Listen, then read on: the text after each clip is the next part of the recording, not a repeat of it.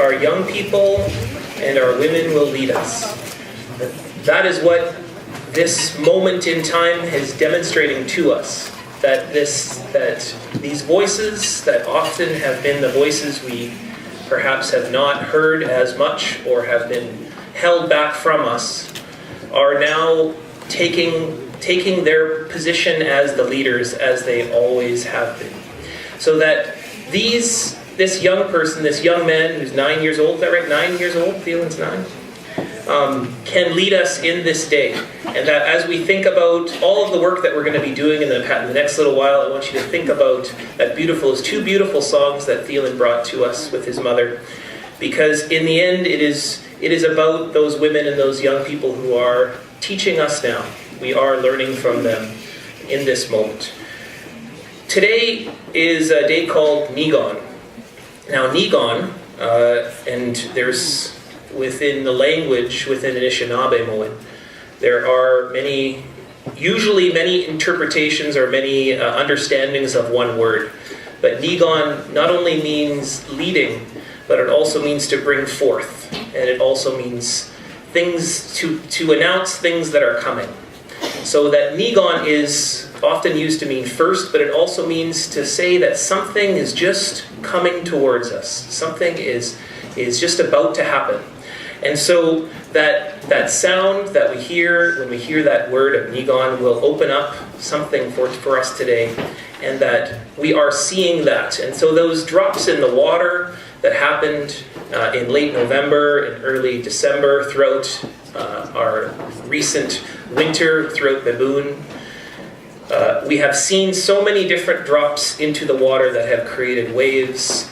We are now living within those waves. There is so much to say about what has happened and so many voices that have emerged at this time.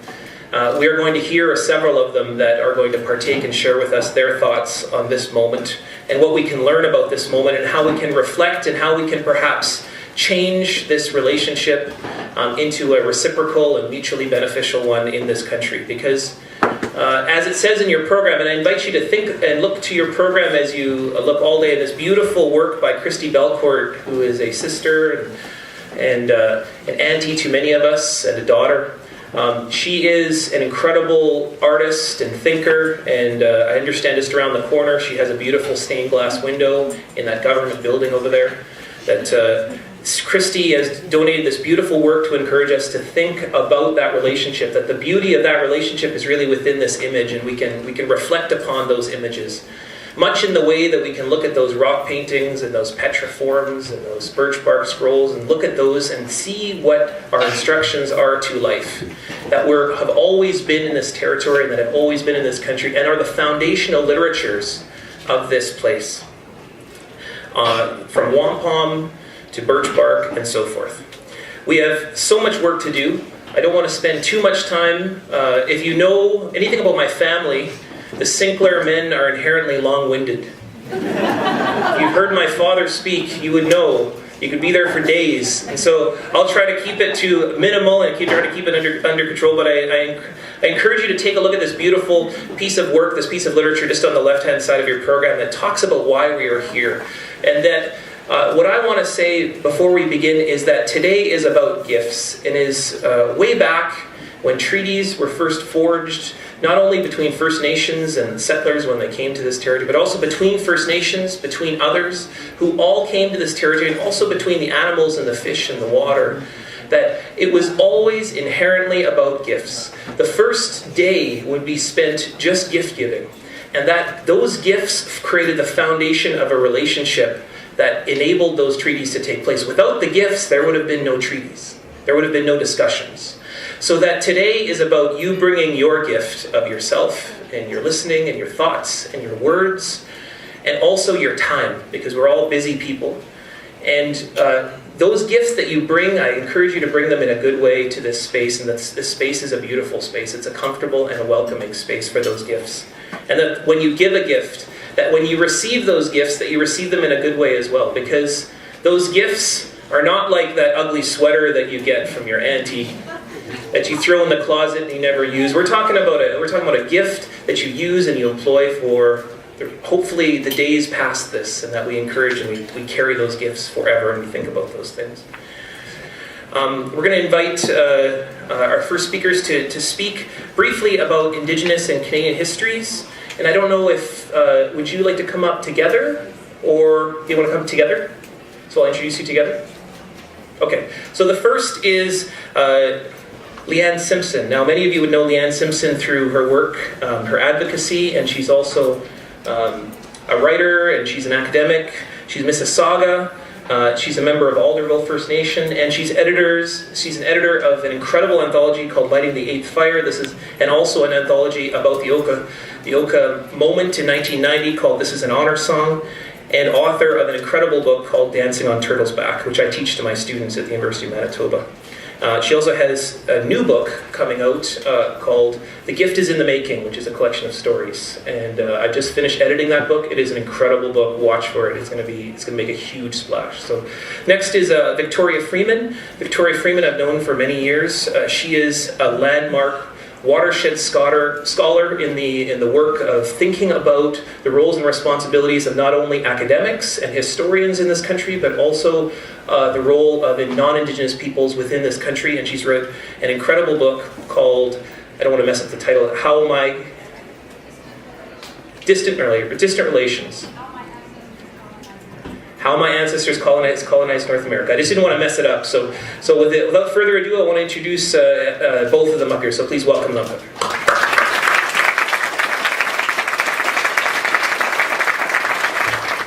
Kwekwe, Anin, Bonjour, Kinawaya, Giriga Vajuna Denawema, Kinagachia Nishnabek Ogming Nadonjaba, Negojoan Megwadoda, the Tasmasakwe, Nijishnikas.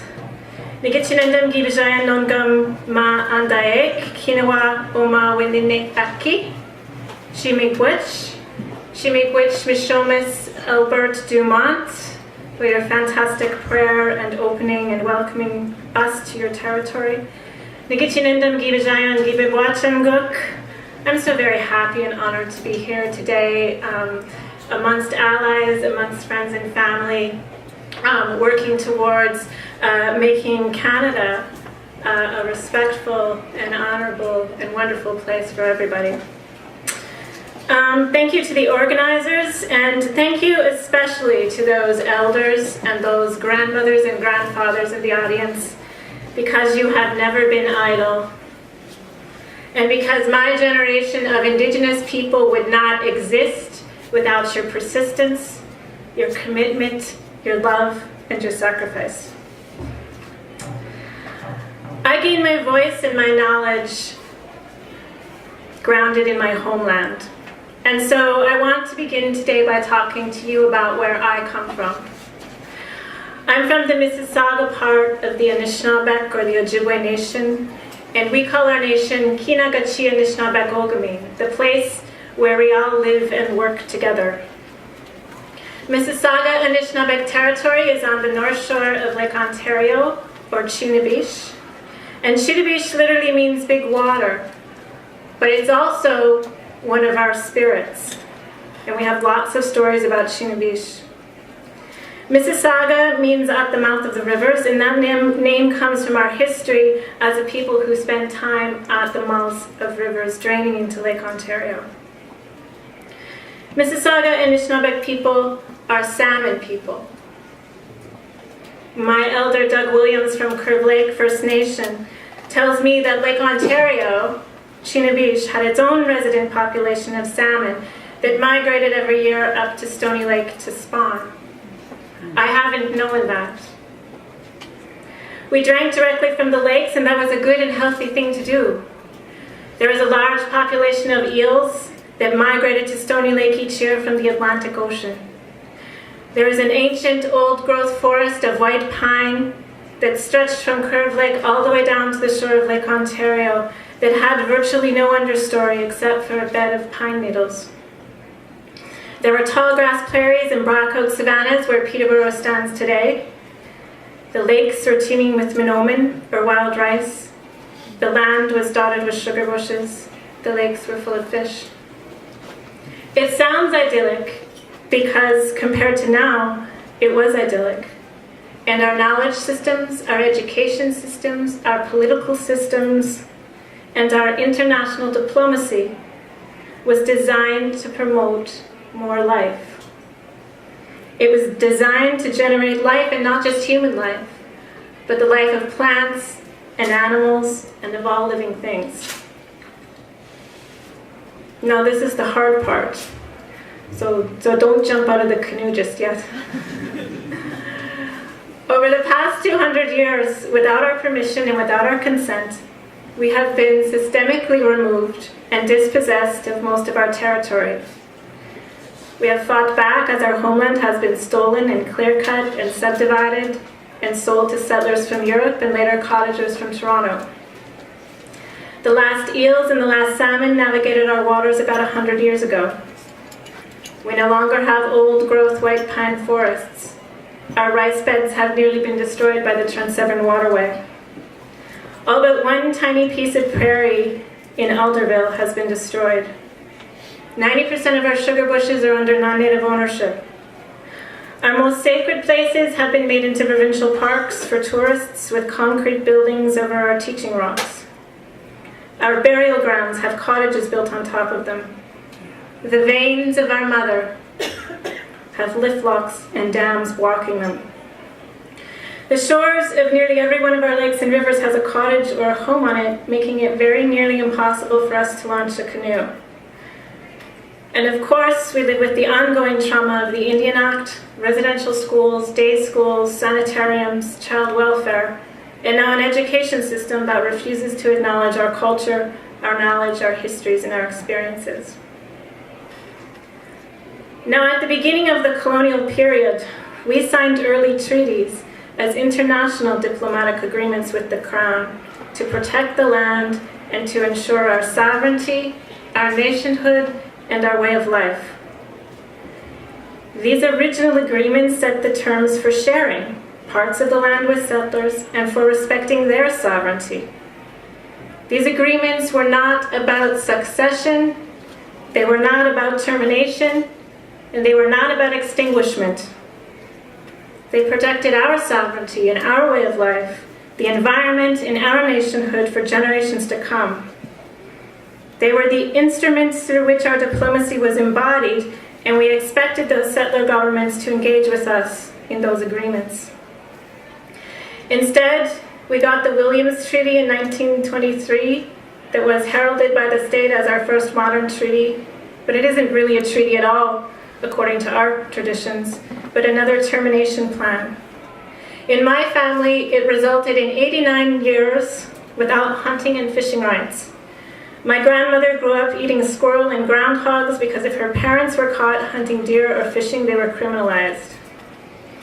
Instead of engaging in a respectful, peaceful, ongoing diplomatic nation-to-nation relationship, the federal government has consistently chosen, it was a choice, it is a choice, to deal with us through the Indian Act rather than our treaties.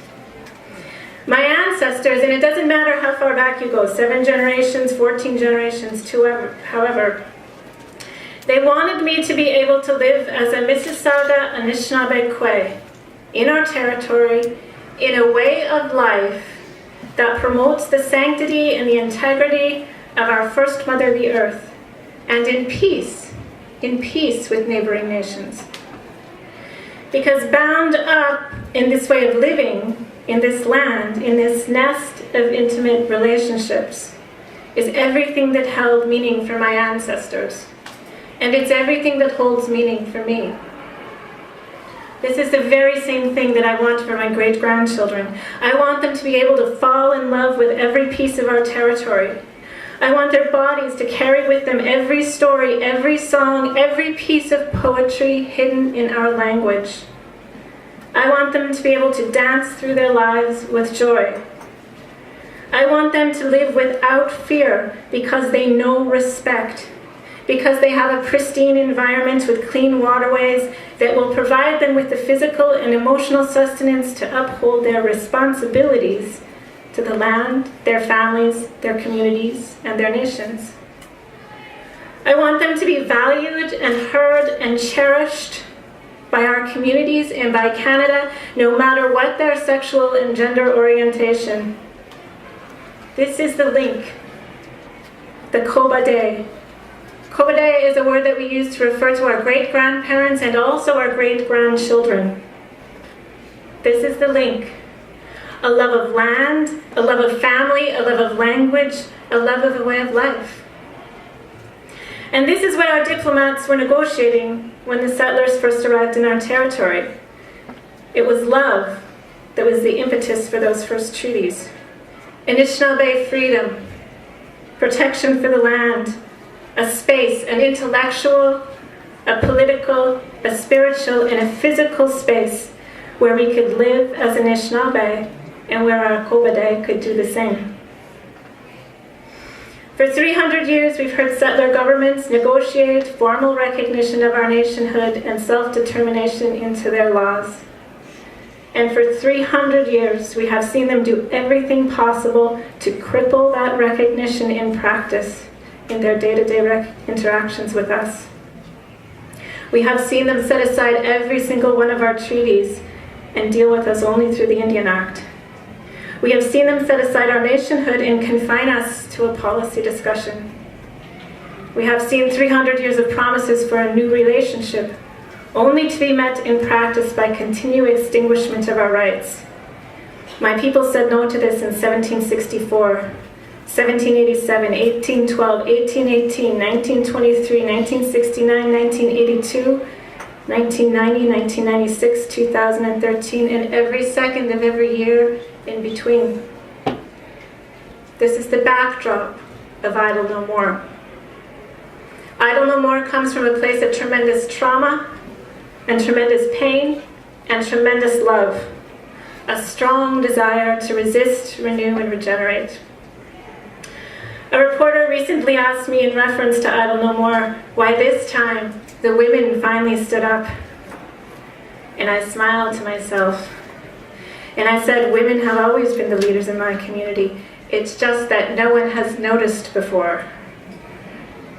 We don't spend a lot of time talking about all the great things we're doing in the media.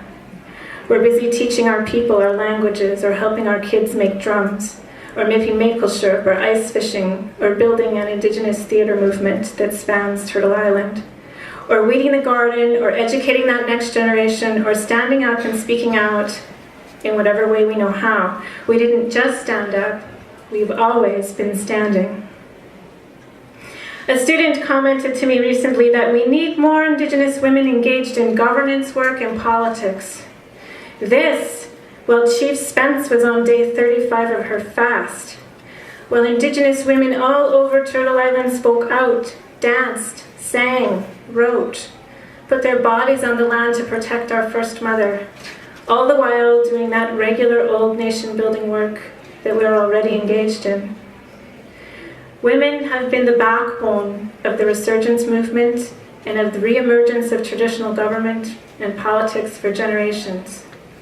Now, there are not many of us who have run for Parliament or for Indian Act Chief and Council because we are engaged in a different kind of politics. We are engaged in the kind of politics that is based on love. Love of land, love of family, love of culture, love of our languages. We are engaged in the kind of politics that are woven from the mind, the body, and the spirit. 300 years of entanglement with the Canadian political system has only resulted in the loss of our most precious relatives and the ability to feed ourselves. This is not just a problem with the Harper government.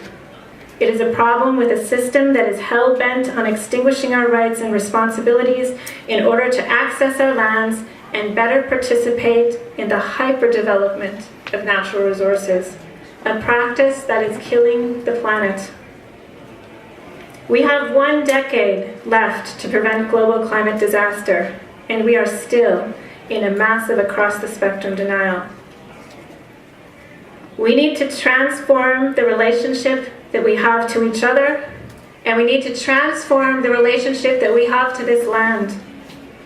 Societies based on conquest cannot be sustained. And because of this, we ask Canadians to stand with us and be idle no more. Miigwech.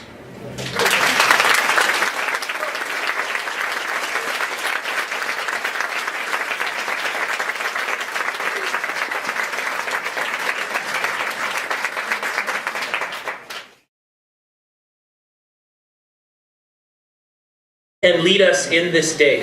And that as we think about all of the work that we're going to be doing in the next little while, I want you to think about those two beautiful songs that Thielen brought to us with his mother. Because in the end, it is about those women and those young people who are teaching us now. We are learning from them in this moment. Today is a day called Niigaan. Now Niigaan, and there's within the language, within Anishinaabe, there are usually many interpretations or many understandings of one word. But Niigaan not only means leading, but it also means to bring forth. And it also means things to announce things that are coming. So that Niigaan is often used to mean first, but it also means to say that something is just coming towards us. Something is just about to happen. And so that sound that we hear when we hear that word of Niigaan will open up something for us today, and that we are seeing that. Our young people and our women will lead us. That is what this moment in time is demonstrating to us. That these voices that often have been the voices we perhaps have not heard as much or have been held back from us are now taking their position as the leaders as they always have been. So that this young person, this young man who's 9 years old, is that right? 9 years old? Thielen's 9?